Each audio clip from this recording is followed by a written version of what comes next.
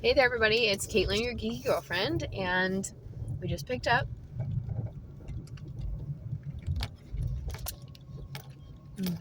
our smoothie from Smoothie King. If you've been following my stories lately, I have been getting a smoothie like every single week. There is a Smoothie King like 5 minutes away from my doctor's office. I've been going to a lot of doctor's appointments lately. Video about that coming very soon.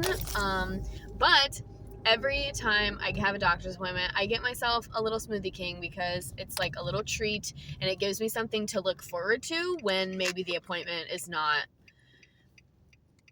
something that I am looking forward to, or when the appointment doesn't have the result that maybe I'm looking for. Then I still can have this little treat. I do get the pineapple mango Greek yogurt gut health, and then I get kale added to it to get some greens to help with the gut and the probiotics and things like that. It is delicious every single time, and that is what I get every single time because I know that I like it. And if you don't get the kale, it does end up being like a nice yellowy color. Something about me is I do not like bananas, so smoothies really for me are I have to be very selective about the smoothies that I get because if it has banana, it is absolutely going to be a no for me. But if you saw my stories from Disney, I got a smoothie there as well. So I am on a smoothie kick right now, but I just have to be careful for no banana because I feel like banana just permeates the flavor of everything, and I don't like bananas. Okay, that's not what this video is going to be about. I just wanted to share my little smoothie, kind of like a little bit of my routine. But we're in the car again, as you can see, and we're gonna do a book review today.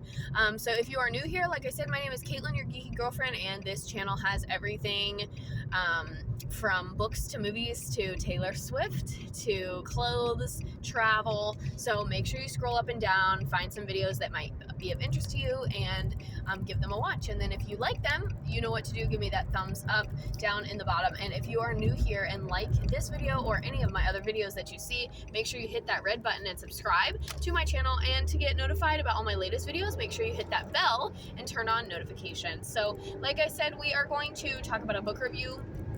I'm going to talk about a book today. We're going to do a book review. And this book was number 12 for the year. And if you're new here or just started following along, my goal for this year is 48 books. That's 4 books a month, or right around 1 book a week. And this year, like so far, I am almost there. I think Storygraph has my reading time at 8 days, which is not bad, but I did have a period of like 3 weeks where I didn't do any reading at all. So on President's Day, when I had no school, so that would be February 16th, I did nothing but read. I read 2 books from start to finish in that one day. And then I tried to read a book for a book club that was a fantasy and really was just bored with it. I was kind of over it. I had just recently read Iron Flame and just could not stomach another fantasy book.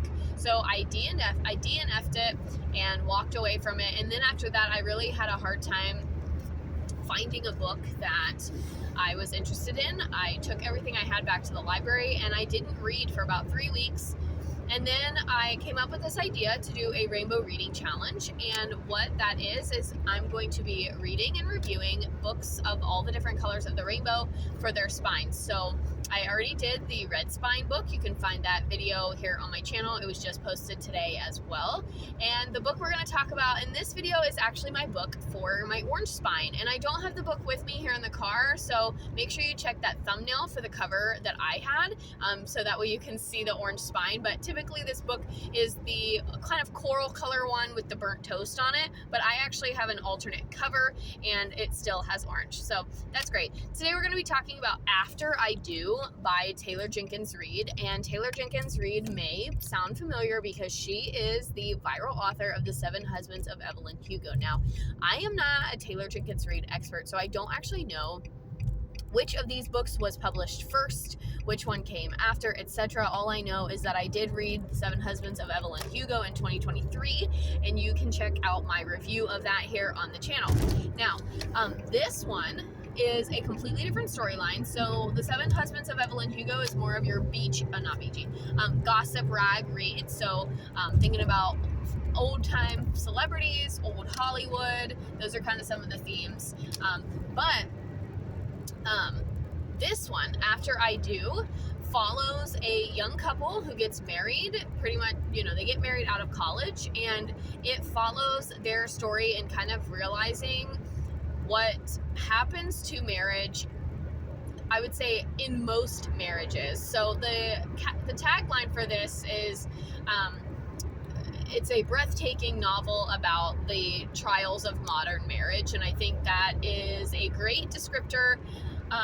But the main character, the female lead, is Lauren, and the male lead is Ryan, and they meet in college. They date for a significant amount of years, and then they get married. And the book starts after you kind of get a short series of flashbacks, and the book starts about 4 years into Lauren and Ryan's marriage, and it just goes into kind of some of the issues that they are having. They start to have some struggles, and then the book just goes through their entire year of trying to work things out. So kind of the strategies that they employ, the time that they spend apart, and then ultimately how the year ends up and what the decision is between the two of them in their marriage. And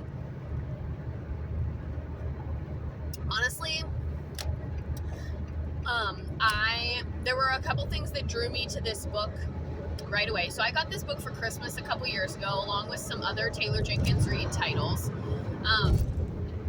And because I had heard good things about Malibu Rising, I had obviously read Evelyn Hugo and liked it. I think I gave it 5 stars in 2023, but now that I'm sitting here talking about this one with you guys, I'm low-key considering giving it an alternate rating, like going in and changing my Evelyn Hugo rating because of my thoughts about this one.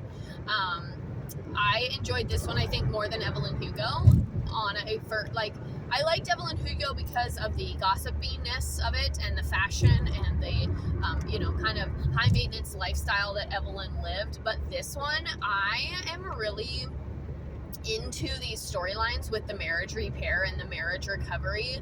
I absolutely loved Lover or Loser by Tessa Bailey, which is a similar storyline it's a lot more spicy.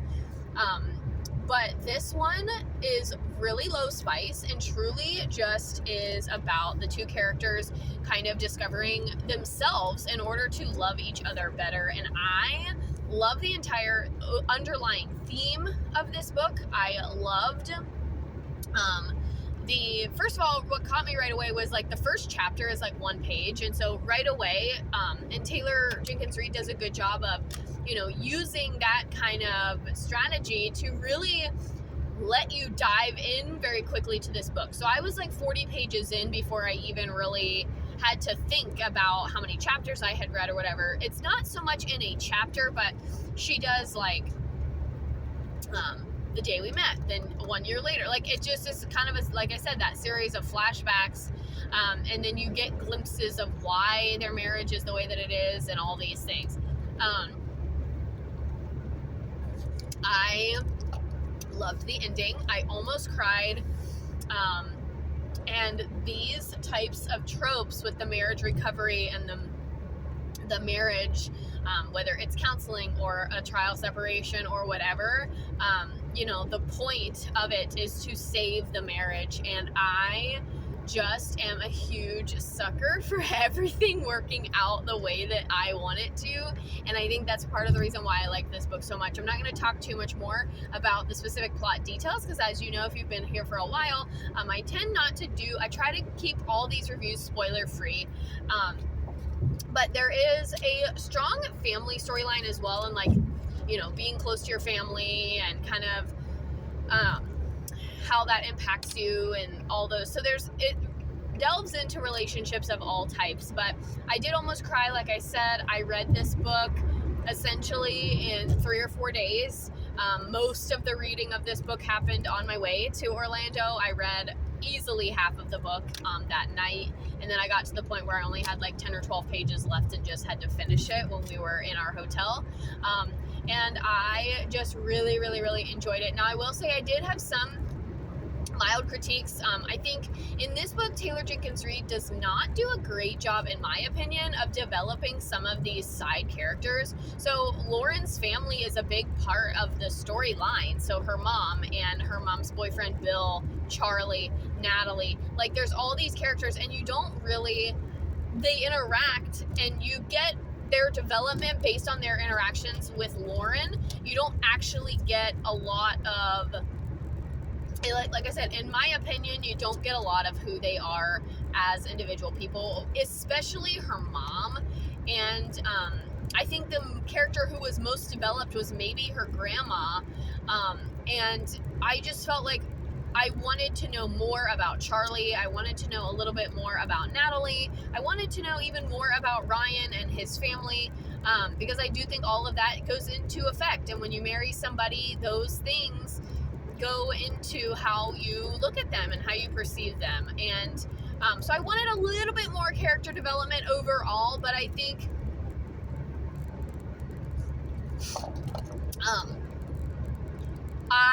I just really enjoyed this book. I think in the end I gave it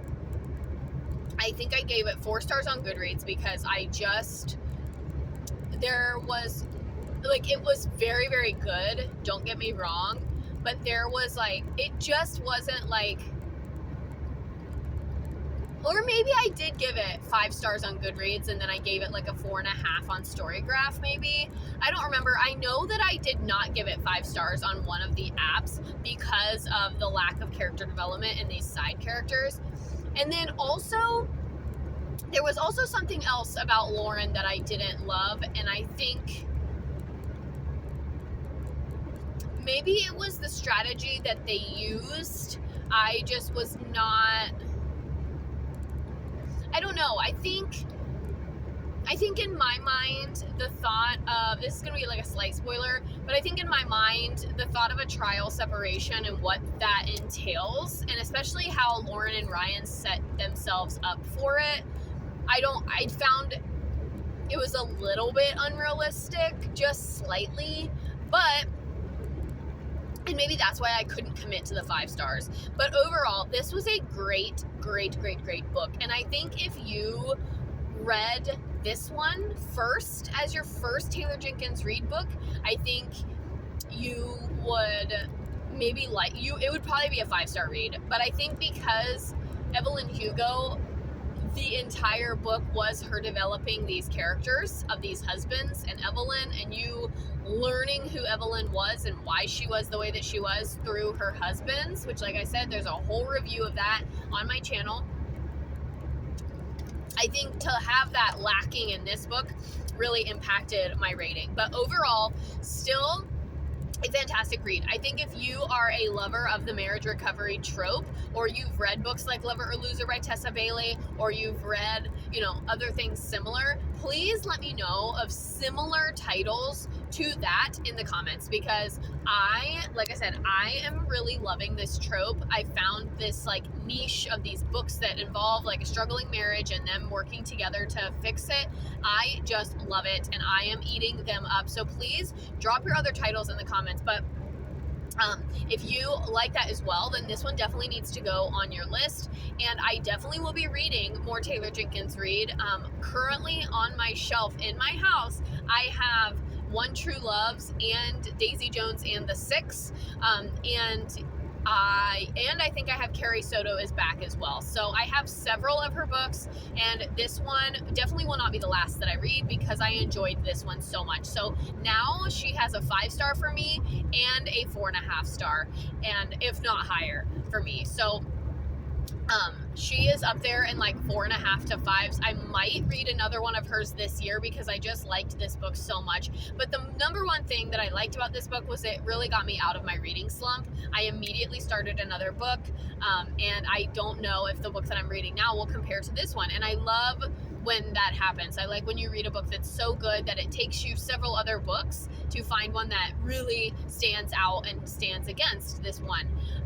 So yeah, without saying too much more about the plot, because I really can't talk about this book without talking too much about the plot. So without saying anything else, just know that I highly recommend. And if you have not read any Taylor Jenkins Reid, either this one or Evelyn Hugo would be a good place to start. I know Evelyn Hugo got a lot more attention than this one did. This one's a lot more underrated. So if you want something that, you know, isn't super viral or super big, then definitely go with After I Do. You can find it at most major book retailers. I actually found mine at Walmart, and that was when I went through and I rated the shelves and sent my husband all of the books that I wanted, and I got them all for Christmas. So he is a great guy, and yeah, he's awesome. So but anyway, yeah, I think that's it. So like I said, if you want to try Taylor Jenkins Reid, but you don't want to go like the Evelyn Hugo because it's been so talked about or everybody's read it, then definitely try this one. Give this one a shot.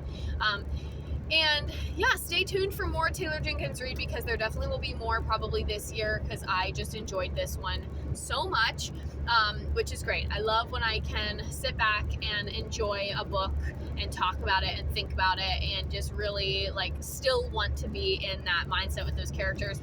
And the other thing that I was going to say is this is low spice.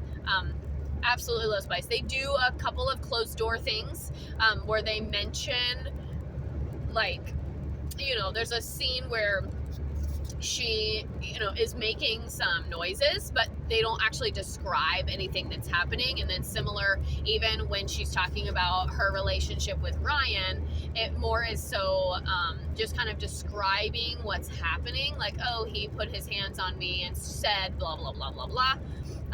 And like I said, all closed door, no open door scenes at all.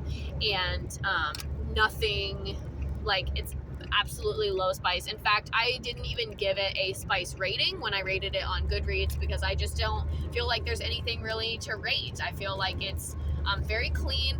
There is some adult language, don't get me wrong, but totally clean. And also, Taylor Jenkins Reid does like to include diverse characters, and in both of her books that I've read so far, there are some homosexual couples and homosexual characters. So if that is your thing and you like to read characters featuring same-sex couples and homosexuality, then now I will say they're not I wouldn't say they're not main characters, but it's also, the story is not about them. So I would not categorize it as like a sapphic or same-sex romance book.